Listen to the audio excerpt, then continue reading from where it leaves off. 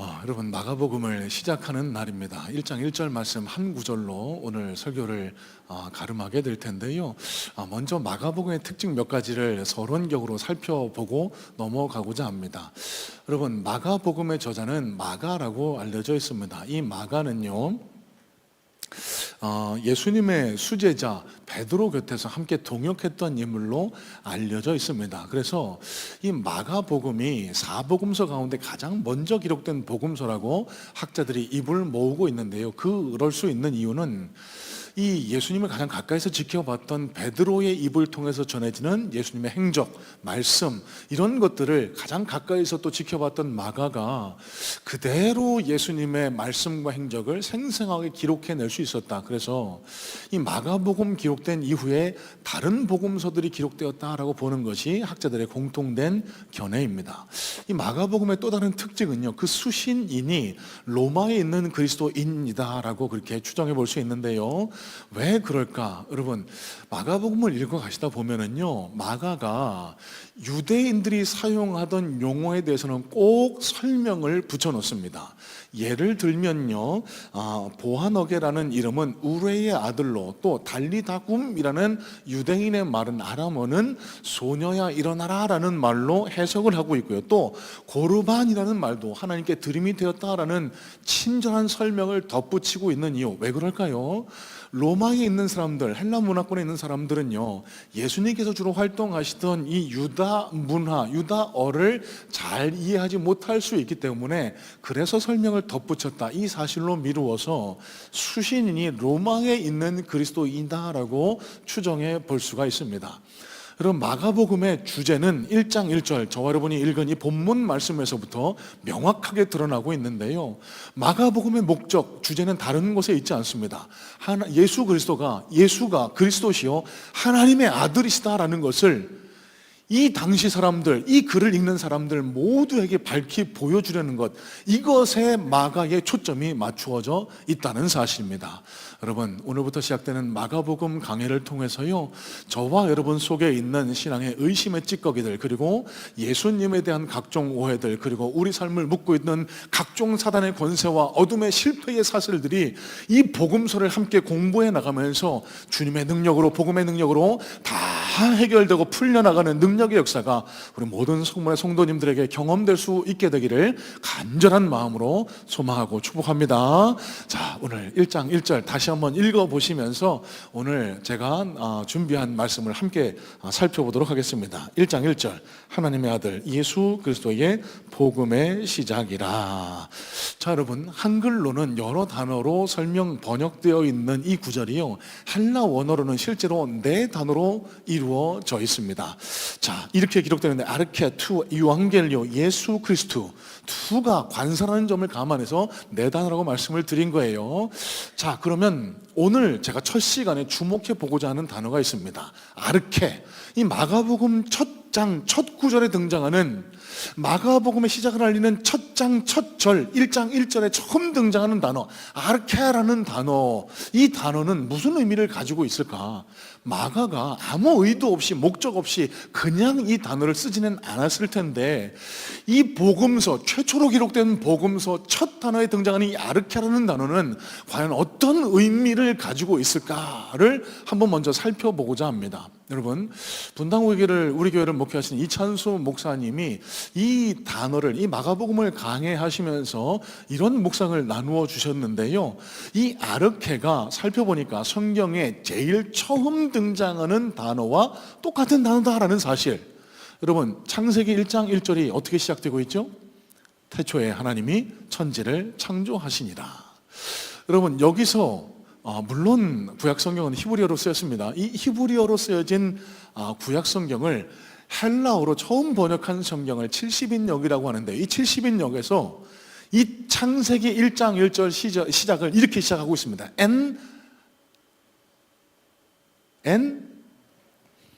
아실 리가 없죠. 아르케. 죄송합니다. 저도 까먹어서 원고를 보고 알았습니다. 아르케라고 시작을 하고 있는 거예요. 여러분, 창세기 1장 1절과 복음서의 첫 시작을 하는 마가복음의 1장 1절 첫 구절이 똑같다는 것, 여러분 그냥 우연의 일치일까요? 이찬수 목사님은 여기서 이런 묵상을 나누어 주세요. 마가복음의 첫 구절을 시작하고 있는 이 아르케와 창세기서 1장 1절을 시작하고 있는 이 아르케가 같다라는 것도 하나님의 어떤 묵시적인 의도를 담고 있는 것 아닐까? 무슨 뜻이죠? 이찬수 목사님 이렇게 말씀하세요. 이 마가복음서의 첫 시작을 아르케로 하는 이유는 태초에 여러분 1장 2절에 나오는 것처럼 암흑과 혼돈과 공허에 갇혀있던 이 태초를 하나님이 아르케 빛이 있으라는 말씀으로 하나님의 창조 질서로 회복하셨듯이 각종 혼란과 고통과 절망 가운데 있는 초대교회 성도들, 특히 로마교회 성도들에게 아르케라는 단어로 새로운 복음의 시작을 알리려는 의도가 마가의 마음속에 있지 않았을까? 여러분, 제가 무슨 말씀을 드리는지 이 사실을 이해하기 위해서는 당시 이 마가복음이 기록된 시대상을 조금은 이해하실 필요가 있는데요. 여러분, 주후 64년, AD 64년에 역사적으로 큰 사건이 일어나게 됩니다. 로마 대화재가 바로 그 사건인데요. 10개 권역으로 나누어져 있던 이 메트로폴리탄 로마가요, 이 세계구가 홀랑 타버리는 큰 화재가 일어나게 됩니다. 여러분, 이해를 돕기 위해서 저 이미지를 가지고 왔는데요. 여러분, 지금으로 볼 때 용산구, 동작구, 서초구 이 세 구가 한꺼번에 불탔다고 한번 생각해 보세요. 어마어마한 화재 아닙니까? 피해도 극심했을 것으로 우리가 예상해 볼 수 있습니다. 자, 그런데 이 화재가 진압되고 난 이후에요, 이 로마 권역에 이상한 흉흉한 소문이 돌기 시작합니다. 이 화재의 범인이 당시의 황제였던 네로라는 거예요. 이 네로 황제가 시상, 그러니까 시를 쓰는데 아이디어가 나오지 않는다라고 해서 화가 나서 불을 질렀다. 그게 발화점이 돼서 로마의 큰 도시가 불타게 되었다. 이런 소문이 점점 퍼지게 된 거예요. 여러분, 당국자 입장에서는 큰일 난 것 아닙니까? 로마의 국력이 송두리째 흔들릴 수도 있는 이런 소문을 잠재우기 위해서는요, 누군가 희생양이 필요했습니다. 그때 지목되는 것이 늘 눈의 가시처럼 여겨졌던 로마 교회의 성도들, 그리스도인들이었습니다. 황제를 숭배하지 않는, 예수를 따른다라고 하는 그 그리스도인들, 저 사람들이 불을 질렀습니다. 저 사람들이 핍박당한다고 해서 그 핍박을 못 이겨서 로마에 불을 낸 겁니다. 이렇게 책임을 돌려서 그때부터 로마에 있는 그리스도인들을 붙잡아다가 저 밑에 있는 그림입니다. 원형 경기장에 가둬놓고요, 짐승의 밥이 되게 하고 무시무시한 고문과 살해가 이어졌습니다. 톱으로 사람의 몸을 켜면서 너 이래도 예수 믿을 거야? 예수를 안 믿는다고 한마디만 하면 내가 풀어줄게.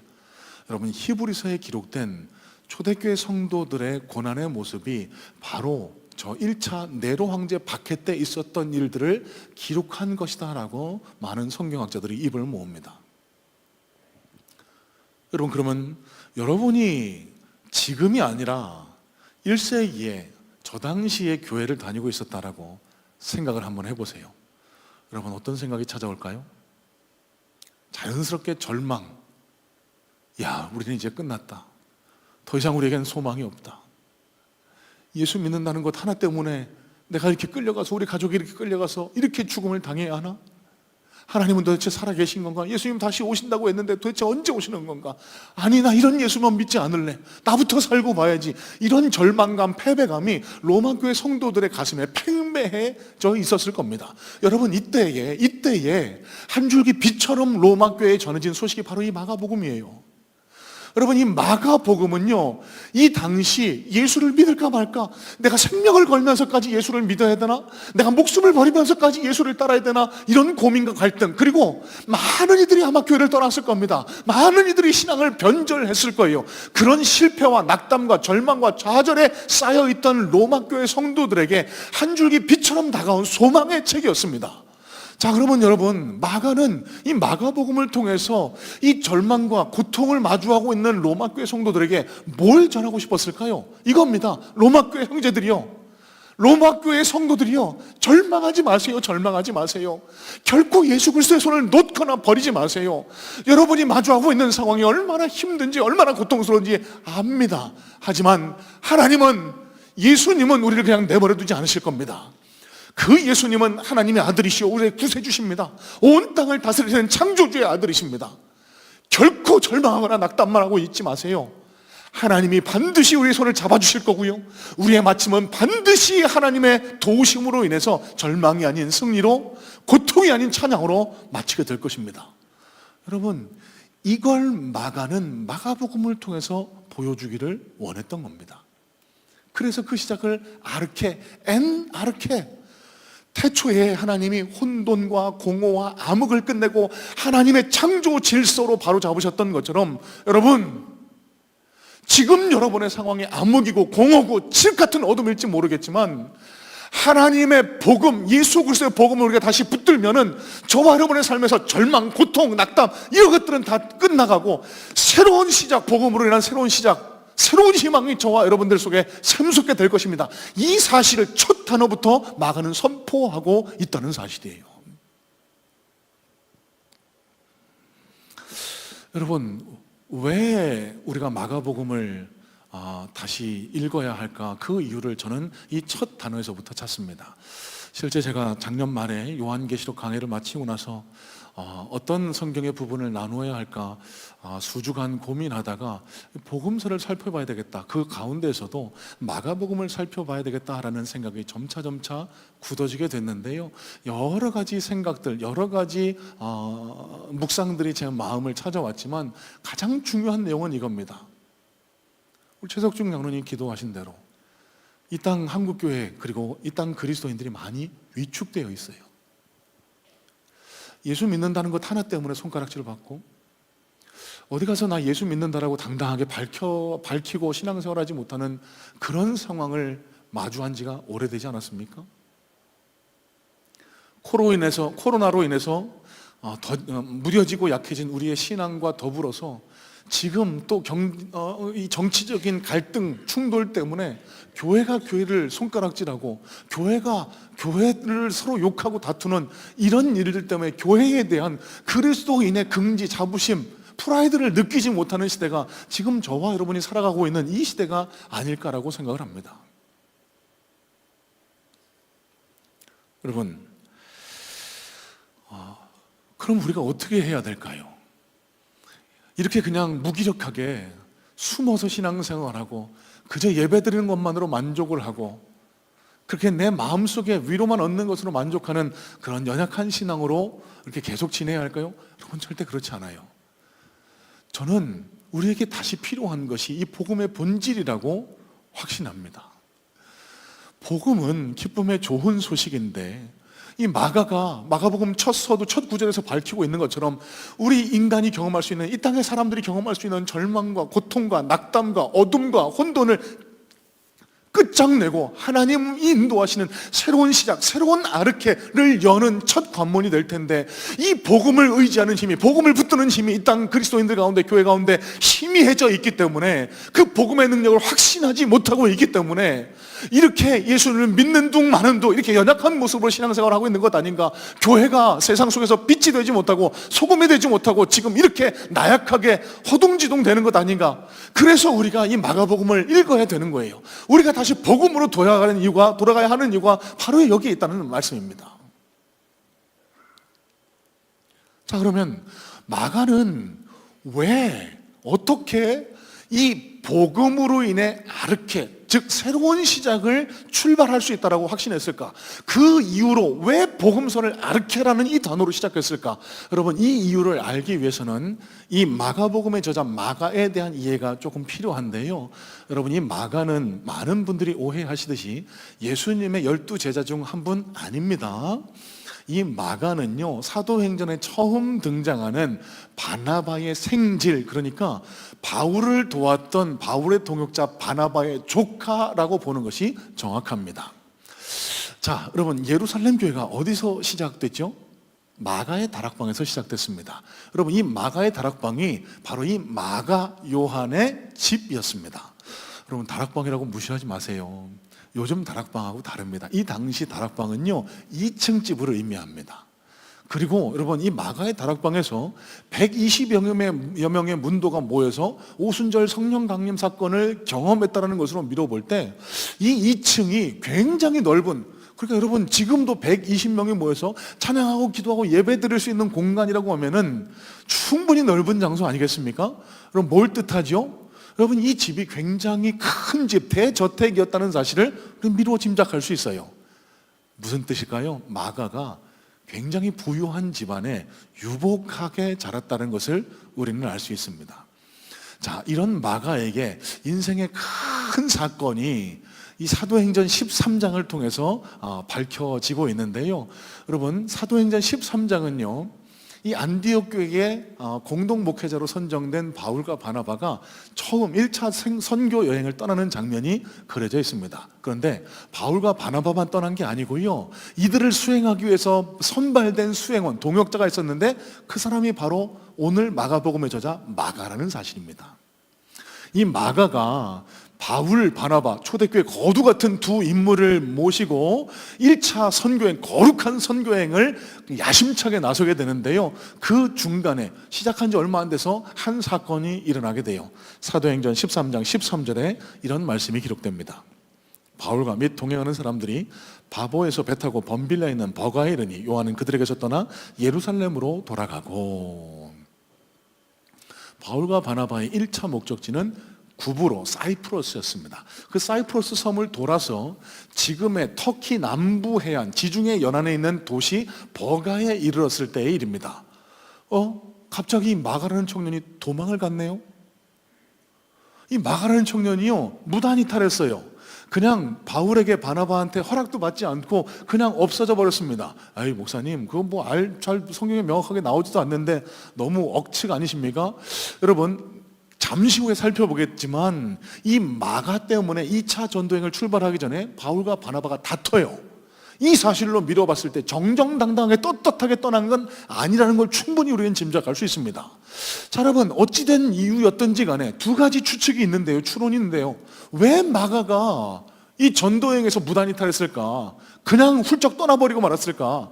첫 번째는요, 이 엄친하였던 마가, 이 고생을 모르고 자라났던 이 마가가요, 이게 배 타고 했던 이 구브로 섬, 그리고 이제 버가에 도착하니까 앞으로 이제 또 타우루스 산맥도 넘어야 되고 비시대 안디옥까지 걸어가야 된다는데 거기에 질려버린 거예요. 나 못해요. 나 못해요. 그리고 겁을 먹고 도망갔다는 설 하나.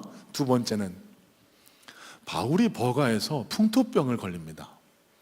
이 바울의 서신서에 보면은 여러 가지 약함을 가리키는 단어들이 있는데요, 아마 이 사실로 종합해 볼 때 바울이 버가에 도착했을 때 아마 풍토병, 말라리아로 추정됩니다. 이런 질병을 앓지 않았을까라고 그렇게 추론하는 학자들이 있어요. 이 모습을 옆에서 마가가 본 거예요. 지금이야 별것 아닌 병이지만, 예방주사 맞으면 끝이지만 이 당시에는 이 풍토병 걸리면 그냥 시름시름 앓다가 죽는 경우가 많았거든요. 덜컥 겁이 났던 겁니다, 마가가. 나 못해요. 그러고서 돌아갔다는 그런 설이 있습니다. 자, 어찌된 연유이든지 간에 무단히 탈했던 거예요. 도망가 버렸던 겁니다. 이것 때문에 방금 전에 말씀드렸던 바울과 바나바의 유명한 그 다툼이 일어납니다. 사도행전 15장입니다. 36절로 39절까지의 말씀에 이렇게 말씀이 기록됩니다. 며칠 후에 바울이 바나바더러 말하되 우리가 주의 말씀을 전한 각 성으로 다시 가서 형제들이 어떠한가 방문하자 하고, 바나바는 마가라는 요한도 데리고 가자 하나 바울은 밤빌리아에서 자기들을 떠나 함께 일하러 가지 아니한 자를 데리고 가는 것이 옳지 않다 하여 서로 심히 다투어 피차 갈라서니 바나바는 마가를 데리고 배 타고 구브로로 가고. 여러분, 이런 겁니다. 성경이 점잖게 표현했지만 이제 2차 전도행을 떠나려고 합니다. 바나바가요, 바울에게 제안합니다. 바울 목사, 우리 마가가 조카가 좀 철없이 굴긴 했지만 다시 한번 기회를 줍시다. 이번에도 좀 데리고 갑시다. 안 됩니다, 형님. 저 친구가 어떻게 했는지 똑똑히 보셨잖아요. 저렇게 무책임하고 저렇게 어리석은 청년을 어떻게 또 데리고 갑니까? 난 절대로 안 됩니다. 왜 제가 이렇게 힘주어 얘기하냐면요, 여기 기록된 심히 다투다라는 단어를 헬라어로 살펴보면은 언쟁을 했다라고 그렇게 해석할 수 있습니다. 그러니까 언성이 높아져 그 위로의 사람, 착한 사람 바나바와 그렇게 다툴 정도로. 누구 때문에? 마가 때문에요. 결국은 둘이 갈라져서 가요. 바울은 신라를 데리고 가고요, 바나바만 마가를 데리고 따로 떨어지게 됩니다. 여러분, 이후 마가의 이름이 한동안 등장하지 않아요. 여러분, 이때 마가가 느꼈을 실패감을 한번 상상해 보시길 바랍니다. 나 때문에 목사님들이 막 다퉈요. 나 때문에 초대교회 담임 목사들, 그 거두 같은 목사님들이 막 싸워요. 나를 실패자로 낙인 찍어요. 책임감 없는 사람으로 낙인 찍어요. 나는 그렇지. 내가 그렇구나. 그러면서 자존감이 바닥을 쳤을 겁니다. 아, 나는 실패했어. 아마 이런 실패감 때문에 많이 힘들어했을 거로 생각이 돼요. 십수년이 지난 후에 마가의 이름이 다시 성경에 등장하기 시작합니다. 디모데후서 4장인데요. 디모데후서 4장 11절에 이런 말씀이 기록됩니다. 누가만 나와 함께 있느니라. 내가 올 때에 마가를 데리고 오라. 그가 나의 일에 유익하니라. 여러분, 죽어도 마가는 데리고 못 가겠다라는 바울이 마가를 데려오래요. 나의 일에 유익하대요. 뭘 할 수 있을까요? 바울과 마가의 관계가 완전히 회복된 거예요. 어떻게 그럴 수 있을까요? 마가가 다시 일어선 겁니다. 바울이 인정할 만큼 마가가 그 실패를 해서 일어나서 다시 훌륭한 초대교회의 동역자가 된 거예요. 자, 어떻게 그럴 수 있었을까? 자세히는 모르겠지만 성경의 한 구절을 통해서 예수님의 수제자 베드로의 도움이 결정적이지 않았을까 추론해 볼 수 있는 장면이 있습니다. 베드로전서 5장 12절로 13절인데요. 이런 말씀이 기록돼요. 내가 신실한 형제로 아는 실로 안으로 말미암아 너희에게 간단히 써서 권하고 이것이 하나님의 참된 은혜임을 증언하노니 너희는 이 은혜에 굳게 서라. 택하심을 함께 받은 바벨론에 있는 교회가 너희에게 문안하고 내 아들 마가도 그리하느니라. 자, 여러분, 여기 바벨론에 있는 교회가 로마 교회를 지칭하고요. 여기 나오는 내 아들 마가가 이 마가복음의 저자 마가를 가리키고 있습니다. 상당히 친근한 관계였던 것을 우리는 충분히 짐작할 수 있겠죠. 자, 무슨 일이 일어났는지 문헌에 기록이 남아있지 않아서 정확히는 알 수 없습니다. 제 신학적인 상상입니다. 어느 날 바울이 이곳저곳을 순회하며 설교하고 집회하고 그렇게 복음의 씨앗을 뿌리다가 어느 곳에 가서 마가라는 한 청년을 보게 됩니다. 그런데 상당히 풀이 죽어 있어요. 상당히 막 어깨가 처져 있어요. 그 교회 담임 목사님한테 물었습니다. 목사님, 저 청년은 왜 이렇게 어깨가 처져 있어요? 저 청년 왜 저러는 거예요? 쟤요? 제가 바나바 목사님 조카인데요. 1차 전도여행 갔다가 도망쳐 나오는 바람에요. 애가 하여튼간 좀 바울 목사님하고 바나바 목사님하고 크게 다투는 하여튼간 그 원인이 됐지 뭐예요. 그 뒤로 제가 저런답니다.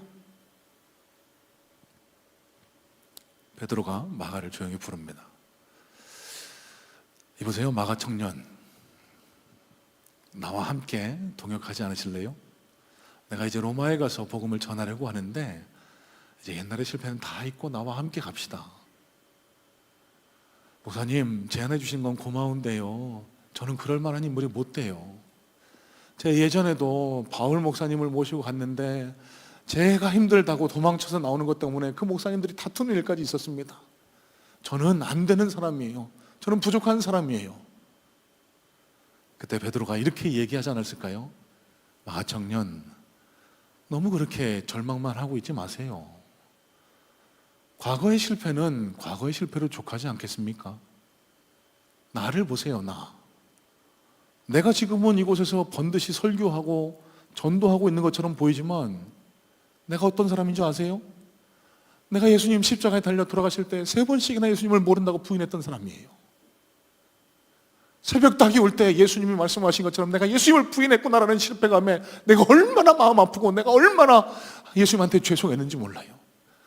그 실패감 때문에, 절망감 때문에 나 갈릴리에 가서 고기 잡고 있었을 때 예수님이 날 찾아오셨어요. 부활의 예수님이 날 찾아오셨어요. 그리고 나에게 말씀하셨어요. 네가 나를 사랑하느냐고. 내가 그 예수님이 내미신 손 때문에 오늘날 있을 수 있는 겁니다. 마가 청년, 그 예수님이 오늘 마가 청년에게도 손을 내밀고 계세요.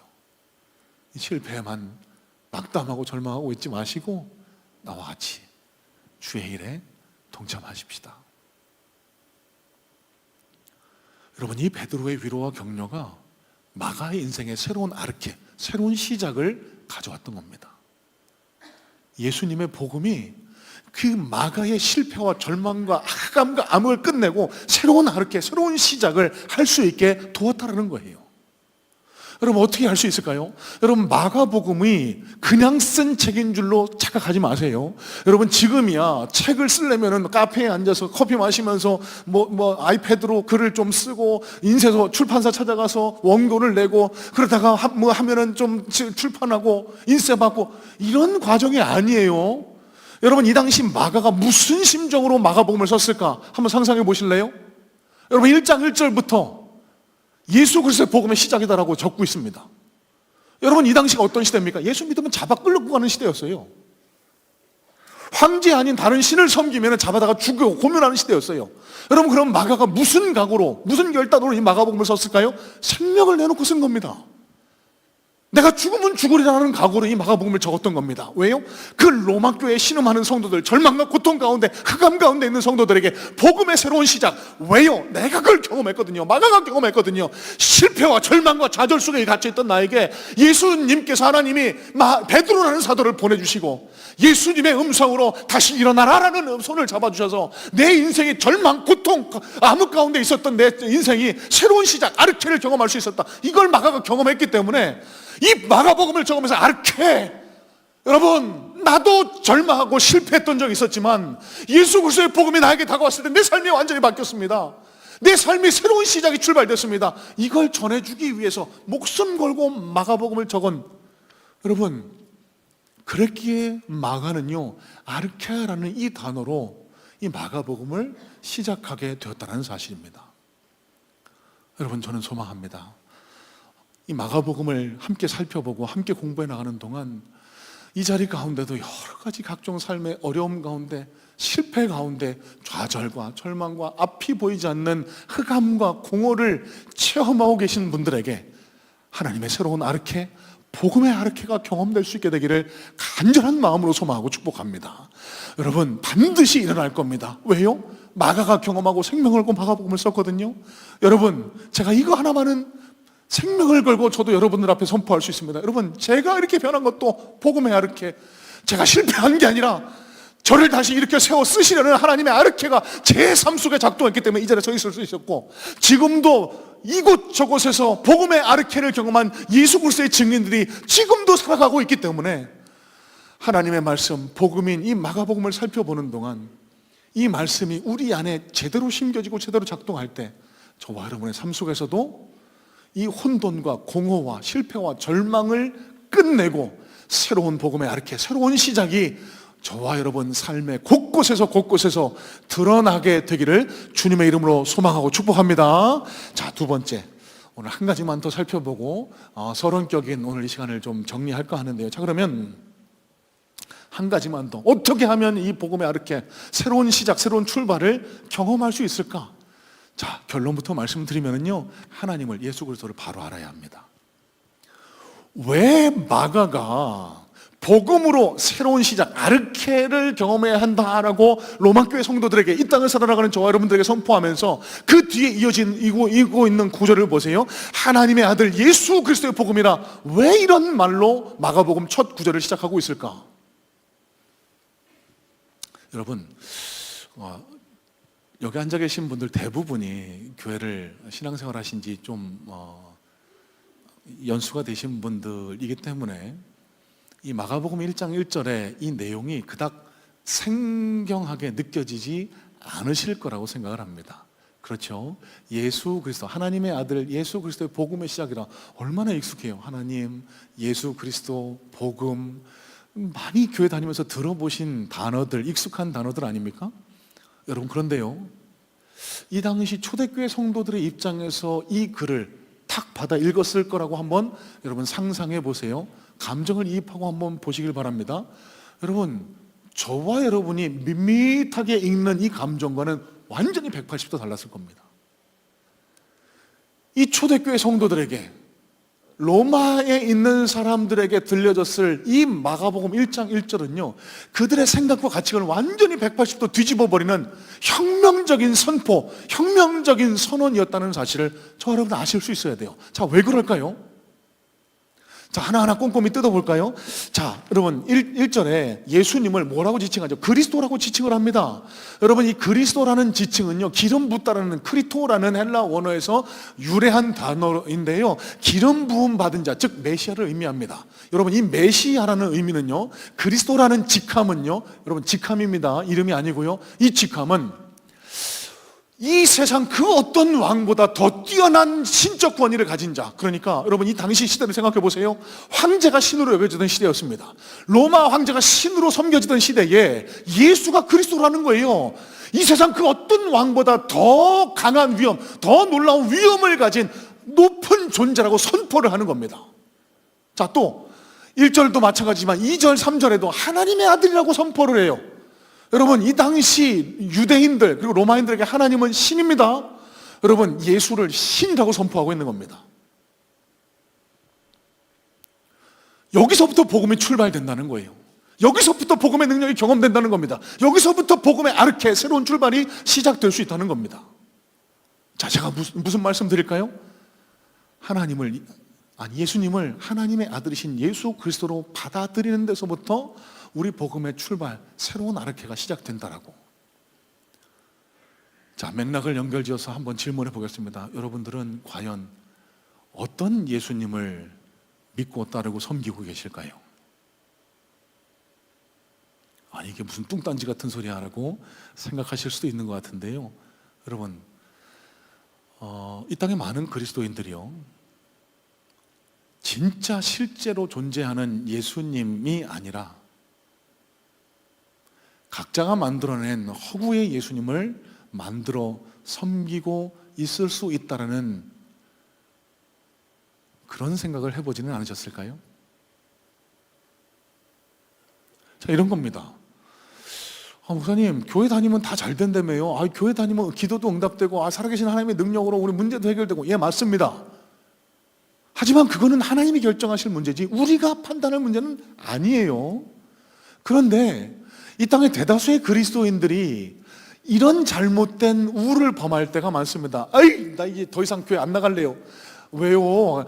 저분은 뭐 기도하니까 뭐 암도 낫다 그러고, 저분은 뭐 사업도 다시 일어났다 그러고, 저분은 뭐 자녀가 대학도 좋은데 붙었다 그러는데, 나는 열심히 아무리 기도해도 주일날 교회 가서 예배도 드리고 헌금도 했는데, 나한테 응답된 게 없어요. 그런 하나님이라면 난 안 믿을 거예요.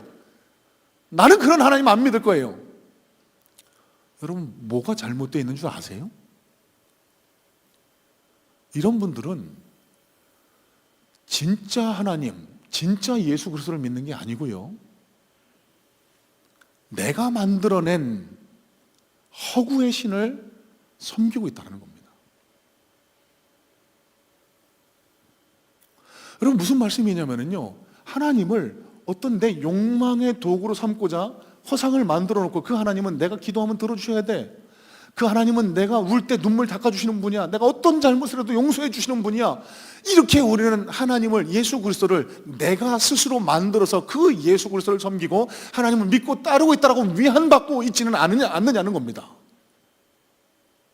여러분, 실제로요, 예수님은, 하나님은 위로하시는 하나님이세요. 사랑의 하나님이시기도 합니다. 하지만 성경을 직접 찾아보면은요, 사랑의 하나님이라는 표현보다 심판하시는 하나님, 공의의 하나님, 책망하시는 하나님의 이 구절이 더 많이 담겨 있다는 사실을 아실까요? 그런데 우리는 때때로 우리의 잘못 때문에, 우리의 죄가 해결되지 않아서 하나님으로부터 심판과 책망이 주어지게 되면, 나 저런 하나님 난 몰라, 내가 믿는 하나님은 저런 분 아니야, 어떻게 사랑의 하나님이 저럴 수 있어. 여러분, 이게 다 하나님을 실체적으로 믿는 게 아니라, 진짜 실존하고 계시는 하나님을 믿는 게 아니라 내가 만들어낸 허상. 여러분, 중요한 것은요, 이렇게 스스로 만들어낸 하나님의 대부분은, 그 모습은 나를 닮아 있다는 사실을 아실까요?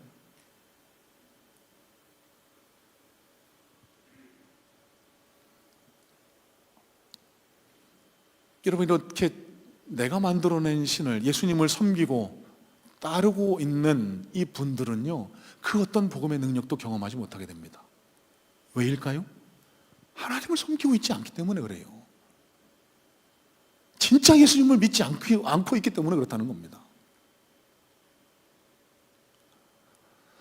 하나님은 홍해를 가르시고 하늘에서 만나와 메추라기도 허락해 주시고, 우리가 어려울 때 불 가운데로 지날 때도 물 가운데로 지날 때도 건져주시는 하나님이 분명합니다. 하지만 왜 우리는 경험하지 못할까요? 우리가 그 하나님을 진짜로 믿지 않고 있을 수 있기 때문에 우리 신앙에 이런 결정적인 허점이 있지 않을까를 한 번쯤은 점검해 볼 수 있어야 된다는 거예요. 왜 이런 일들이 발생할까요? 여러분, 대다수 저 같은 목사들 때문에 벌어집니다. 일주일 내내 세상 파고에 시달리고 오신 여러분들 어떻게든 위로하고 어떻게든 귀를 즐겁게 해드리려고 하나님의 일부분만 강조해서 말씀을 해드리는 목사들이 대부분입니다. 저도 마찬가지예요. 하나님이 위로하실 겁니다. 하나님이 여러분을 사랑하세요. 하나님이 또 용서하세요. 하지만요, 하나님을 잘 가르치지 못해서 하나님을 오해하고 있다고 하면 그 책임 목사에게 들어갈 겁니다. 또 여러분 잘 기억하세요. 무조건 덮어놓고 목사가 하는 말이 다 진리라고 믿어서는 안 됩니다. 목사도 사람이에요. 저라고 하나님에 대해서 다 알겠습니까? 여러분들보다 조금 더 허락된 시간에 말씀을 조금 더 공부하고 더 묵상한 그대로를 전할 뿐이지 제가 하나님을 다 안다고 말씀드릴 수 없어요. 여러분, 그러면 그리스도인인 저와 여러분들에게 필요한 일이 뭘까요? 진짜 하나님을 찾아가는 것, 진짜 예수님을 알아가는 것. 여러분, 그리스도인이라고 하면은 하나님의 말씀을 늘 가까이 하며 그 말씀을 통해 예수 그리스도를 만날 수 있는 이 노력이, 성찰이 반드시 필요하다는 거예요. 얼마나 많은 이 땅의 그리스도인들이 성경을 한번 펼쳐보지도 않고 주일날 교회 왔다 가면은 저기 방구석에 성경책은 내팽겨둔 채 다음 주일이 되면 툭툭 먼지를 털어서 다시 들고 나오. 요새는 그렇게라도 성경책을 들고 나오시는 분들이 참 대단하시더라고요. 요새는 그것도 안 하시는 분들이 많이 계셔서요. 여러분, 어떤 위험이 있는 줄 아세요? 목사 얘기만 덮어놓고 믿고 신앙생활하는 분들은요, 그 하나님이 진짜 하나님이 아닐 수도 있습니다. 물론 제가 이단 사입이라는 말씀 드리는 것 아니에요. 여러분이 몸담고 있는 교회가 이단 사입이 잘못된 신학에 물들어 있는 목사라고 하면은 여러분들의 신앙도 완전히 잘못된 신앙으로 치우칠 수 있다는 겁니다. 여러분, 복음은 소망입니다. 복음은 새로운 시작이에요. 복음은 우리 삶의 절망과 고통을 끝내는 능력이 있는 하나님의 말씀입니다. 그 복음의 능력, 새로운 아르케를 경험하기 위해서 우리가 반드시 필요한 게 바로 성경을 읽는 겁니다. 하나님의 진리의 말씀을 통해서 만나는 겁니다. 여러분, 다시 복음으로라는 이 운동을 펼치는 이유가 바로 여기에 있습니다. 마가복음을 보는 이유도, 다시 복음으로라는 성경 읽기 운동을 펼치는 이유도 우리의 신앙이 더 건강해지기 위해서, 우리가 진짜 하나님을 알고 예수님을 찾고 그 예수님과 함께 동행하기 위해서 성경을 읽자, 예수님을 직접 찾고 찾아 나서고 예수님을 직접 만나자, 이렇게 강조해 드리는 거예요.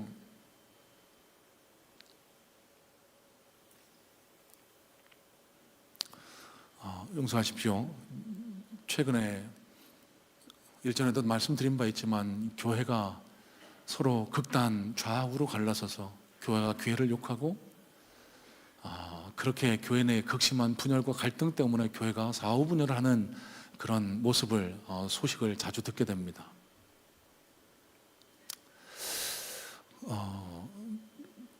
저는 일전에도 말씀드렸듯이 강단이 하나님의 말씀 이외에 어떠한 정치적인 이해를 위해서 성도를 현혹하는 것은 그건 잘못된 일이라고 생각을 합니다.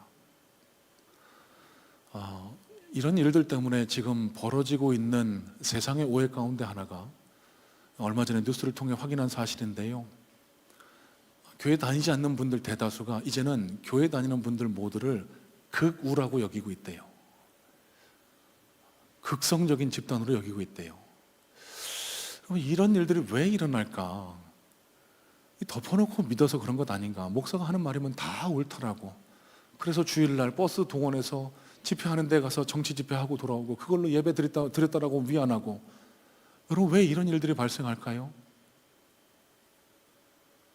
목사 말이 무조건 옳다라고 덮어놓고 믿기 때문이라고 생각하지는 않으십니까? 저는 우리 성문의 성도님들이 신앙 안에 깨어있기를 소망합니다.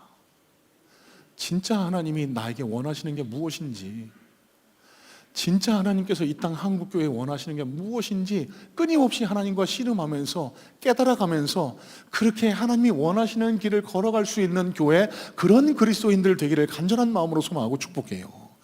여러분, 그래야만 우리 삶 속에 마가가 경험한 복음의 아르케가 경험될 수 있고요, 우리 삶 속에 절망과 고통을 끝내시고 새로운 시작을 알리는 하나님의 놀라운 복음의 능력이 경험될 수 있다라는 사실, 여러분 다시 한번 권면해 드립니다. 오늘부터 저와 여러분들의 손에, 저와 여러분들의 입술과 머리에 하나님의 음성인 이 복음이, 성경이 날마다 들려지고 읽혀지고, 그래서 예수님과 함께 동행할 수 있는 그런 복된 발걸음 걸어가실 수 있게 되기를 주님의 이름으로 소망하고 축복합니다. 자, 한 말씀만 드리고 예배를 마치려고 합니다. 구민일보 겨제시에 소개된 내용인데요, 직장을 뜻하지 않게 잃고 집으로 돌아가던 한 아버지가 있었습니다. 이제 내가 어떻게 이 가정을 이끌어가지? 그런 실패감과 절망감에 집에 돌아가서 현관문을 열었는데요, 집안은 너무나도 평온하고 예전과 다름이 없더래요. 아들이 하나 있었는지 아들이 게임을 하던 중간에 인사를 하는 동안 왔어요 이러고서 게임을 집중하더라는 거예요. 한참 동안 아들이 게임하는 화면을 지켜보고 있었는데 아들이 게임에서 졌는지 fail이라는 단어가 크게 뜨더라는 겁니다. 근데 아들의 표정을 보니까요, 아들도 실패했구나, 나같이 실망한 표정을 예상했는데 아들의 얼굴 표정을 보니까 뭐 이렇게 다시 결의를 다지는 표정이었대요. 아들에게 물었습니다. 아들, 너 이 fail이 무슨 뜻인지 몰라? 알아요 아빠, 실패라는 뜻이잖아요. 근데 어떻게 너 표정이 그래? 아빠, 실패 좋은 거잖아요. 실패 다시 한번 해보라는 뜻 아니에요? 여러분, 오늘 마가복음 1장 1절을 통해서 하나님이 저와 여러분들에게 전달하기를 원하시는 그 하나님의 음성, 메시지와 맞닿아 있기에 이 예화를 소개합니다. 이 자리 가운데 여러 가지 삶의 문제와 어려움으로 실패를 경험하신 분 계실까요? 여러분, 다시 시작할 수 있습니다. 그게 복음입니다. 마가가 전한 복음, 예수님이 저와 여러분들에게 이리로 오라고 초청하시는 복음이 모든 어둠과 절망과 혼돈과 공허, 실패를 뒤로하고 나와 함께 새 길을 걷자. 여러분, 이 예수님의 초대에 응하셔서 저와 여러분의 삶에도 복음으로 인한 새로운 시작, 복음의 능력, 새로운 아르케가 출발되는 그런 놀라운 복음의 경험이 날마다 이어질 수 있게 되기를 주님의 이름으로 소망하고 축복합니다.